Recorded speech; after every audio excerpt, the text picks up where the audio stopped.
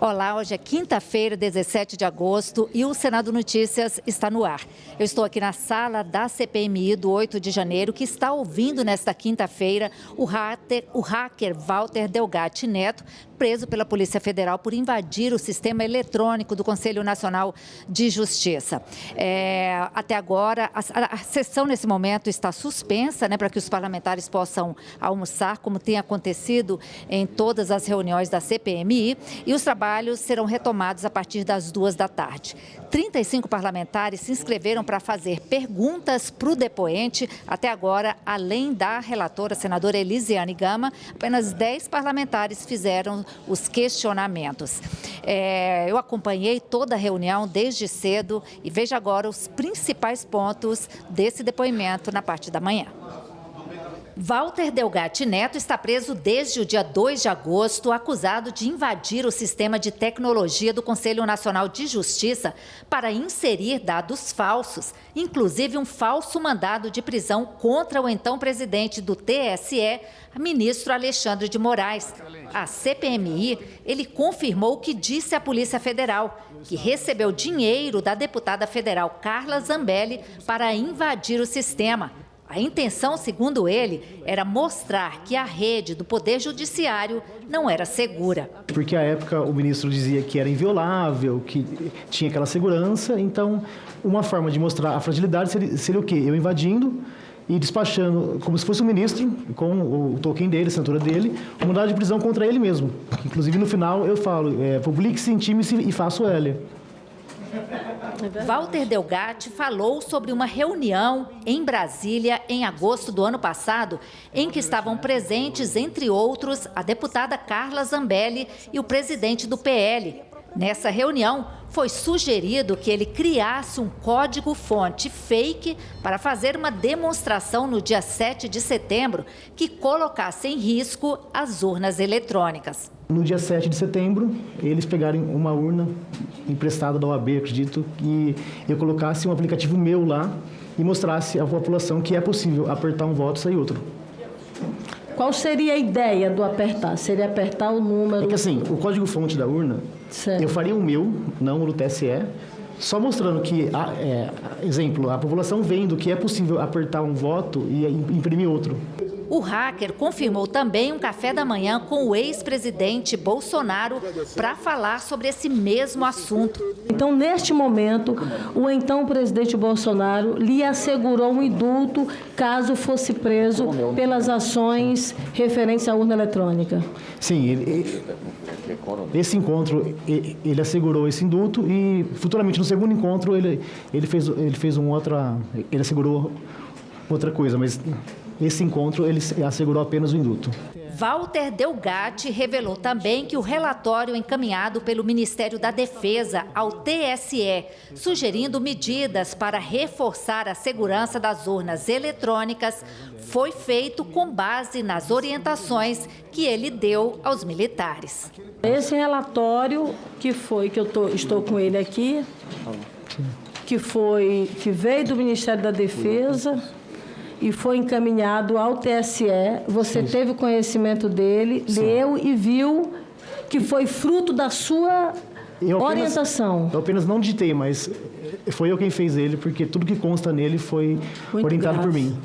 Questionado pela relatora, ele confirmou uma conversa por telefone com o ex-presidente Bolsonaro, intermediado pela deputada Carla Zambelli, em que foi sugerido que ele assumisse a autoria de um grampo no telefone do ministro Alexandre de Moraes. Eu falei com o presidente da República e, segundo ele, eles haviam conseguido um grampo, que era tão esperado à época, do ministro Alexandre de Moraes.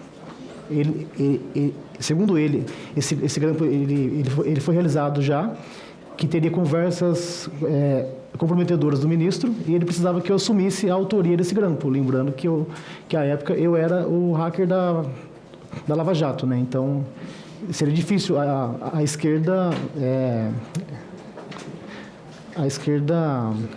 questionar? Sem questionar essa autoria, porque lá atrás eu havia assumido a Lava Jato, que realmente fui eu, e eles... Então, eu converso agora com o senador Marcos Rogério, que está acompanhando, faz parte da comissão, está acompanhando a reunião desde cedo também, né, senador? Qual a avaliação que o senhor faz desse depoimento do Walter Delgatti até agora? Olha, são informações que são graves, que ele está trazendo à CPI. Agora, a questão aqui é verificar se o que ele está falando, se o que ele está dizendo, na condição em que ele é um preso, acusado de crimes, de estelionato, de mentir, de fraudar sistemas. Qual o peso de veracidade que se pode dar, que se pode atribuir ao que ele está dizendo aqui? É preciso confrontar o que ele está dizendo com as evidências, com as provas. Sem isso, são apenas narrativas de alguém que é acusado e condenado justamente, né, por fraudar, por fraude. E um outro aspecto, né, o histórico dele mostra uma aproximação, né, com a esquerda. Então, eu acho que a partir de agora, nesse segundo tempo dos trabalhos da CPI, a oposição vai poder se manifestar, poder falar, questionar, né, e colocar em xeque aquilo que ele está dizendo. Ele já entrou em contradição várias vezes, mas o que ele está dizendo na CPI, repito, né, são falas que trazem conteúdos graves. A questão é, dá para acreditar, dá para tomar como verdade apenas a palavra dele? O histórico dele, a ficha criminal dele, diz que não. Agora, senador, na opinião do senhor, o que a CPMI pode fazer, que medidas pode tomar para poder comprovar a história que ele contou aqui hoje? Bom, primeiro que ele deve oferecer as provas daquilo que está dizendo na CPI. Caso contrário, são apenas falas soltas, né, sem comprovação. Segundo, ele cita, né, personalidades, autoridades, né, que tiveram, né, contatos e que teriam feito essas tratativas. Cita, inclusive, o Ministério da Defesa. É preciso buscar as informações. No Ministério da Defesa, realmente, tinha uma comissão de transparência do processo eleitoral. Então, acompanhava realmente, inclusive, auxiliou o próprio Tribunal Superior Eleitoral nesse aspecto. O que ele fez? O que de fato fez? Porque ele diz aqui que o relatório que saiu das Forças Armadas foi ele que elaborou. Até que ponto dá para se atribuir verdade nisso? Ele está colocando em xeque militares. Ele está colocando em xeque as Forças Armadas, técnicos, pessoas com formação, com credibilidade.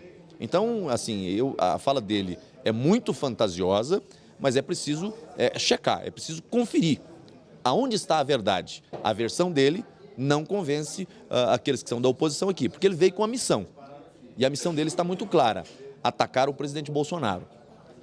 Na condição que ele está, precisando dos favores da justiça para sair da situação em que ele se encontra, me pareceu uma coisa muito armada.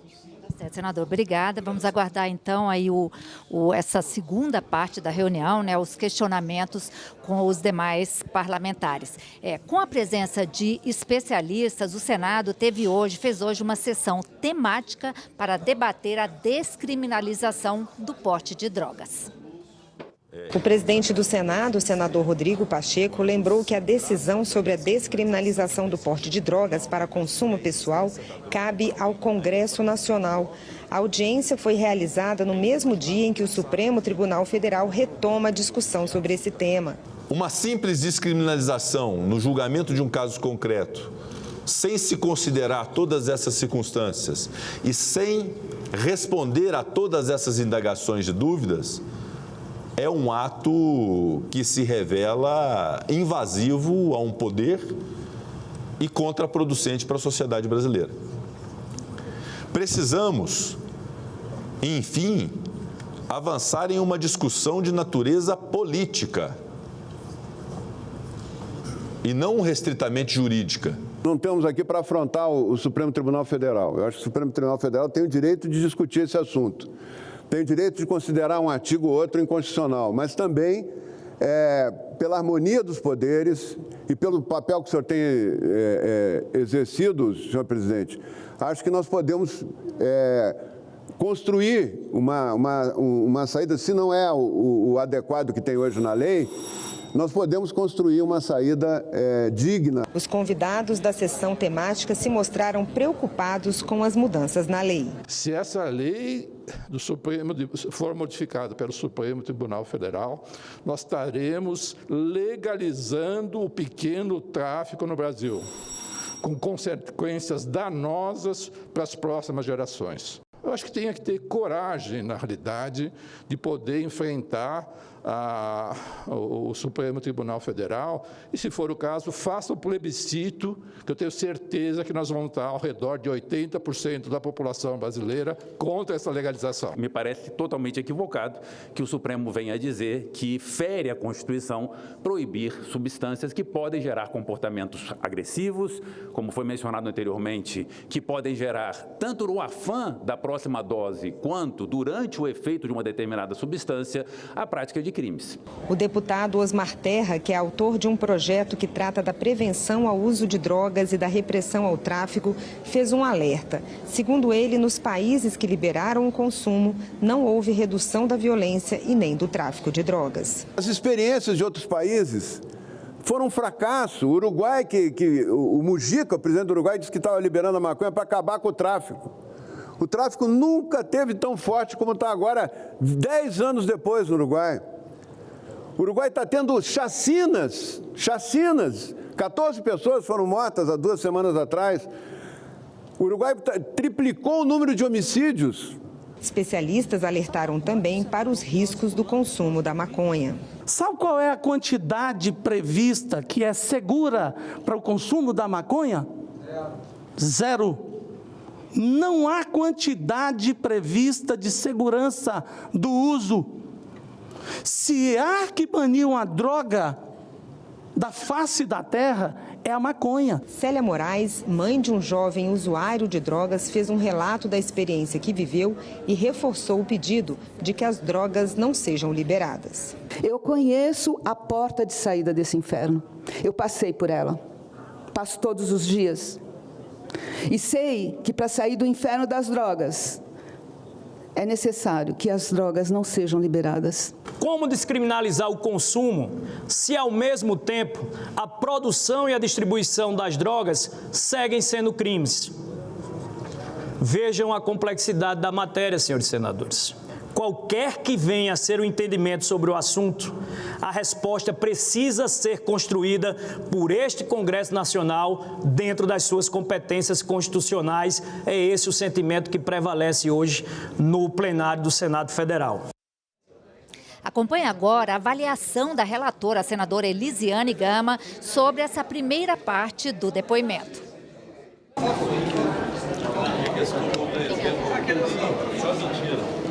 Senadora, qual a avaliação que a senhora faz do depoimento e esse depoimento corrobora a eventual vinda do ex-presidente Bolsonaro?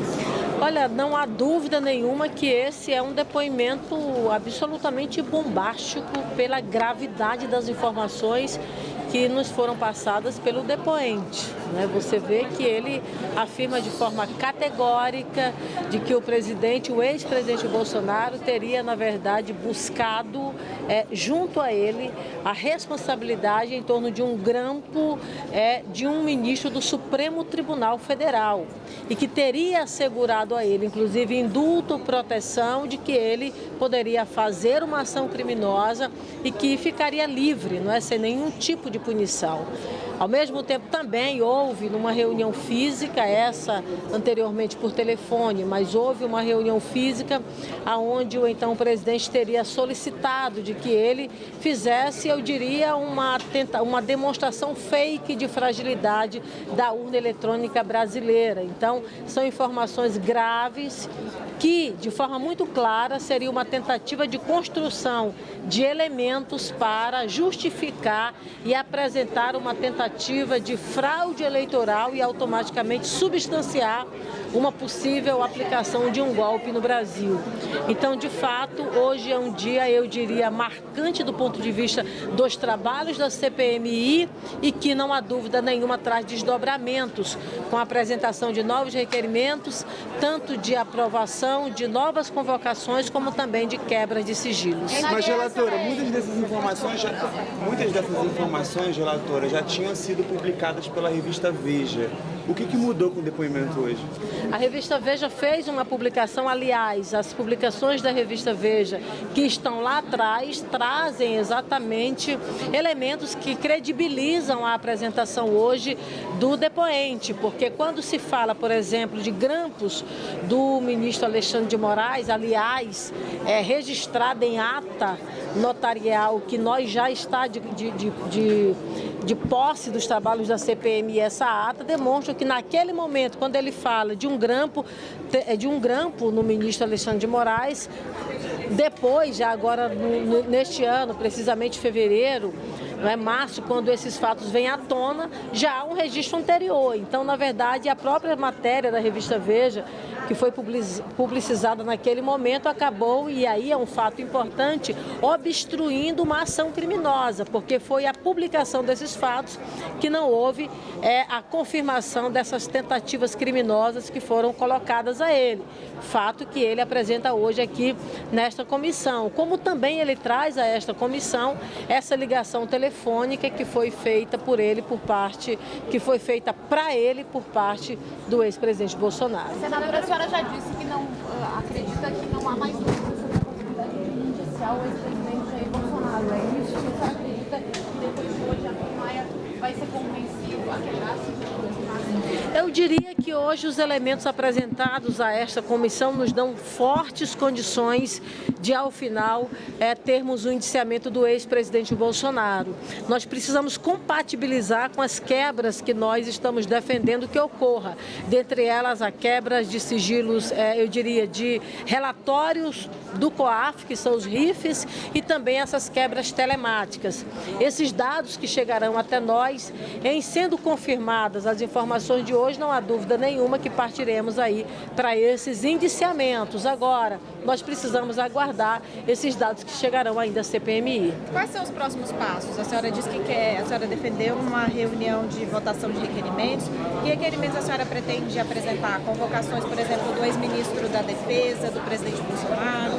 Nós estaremos conversando com o presidente Maia para que a gente possa ter na semana que vem, eu acredito que terça-feira é o dia mais adequado, uma sessão ordinária deliberativa para que nós possamos estar aprovando esses requerimentos. Seriam quebras telemáticas das pessoas envolvidas nessas reuniões, e a reunião do dia 9 e a reunião do dia 10, e também nessa ligação telefônica que ele foi conduzido a um local, passou por uma estrada e depois a um posto de gasolina, onde ele teria conversado por telefone. Então, todas essas pessoas citadas, nós deveremos estar pedindo as quebras dos sigilos telemáticos e também os RIFs, porque há uma inclusão financeira em tudo isso, não é? Ele recebeu volumes financeiros para poder, possivelmente, agir da forma como foi apresentada e a proposta como foi apresentada. Então, todos esses requerimentos, inclusive de convocações, nós estaremos apresentando para terça-feira. Também até de acareações, porque as informações deles são pertinentes e já há, por exemplo, inquéritos que caminham aonde a gente poderá fazer a compatibilidade dele com outras pessoas citadas nesses inquéritos. Seria o ex-ministro essas pessoas, essa acareação que a senhora está ministro da Defesa? Pode ser com o ex-ministro da Defesa, pode ser com a própria deputada Carla Zambelli, não é? Pode ser, enfim, com as pessoas que estavam com o presidente do PL, enfim, são pessoas que foram citadas, a gente vai debruçar e estudar de uma forma...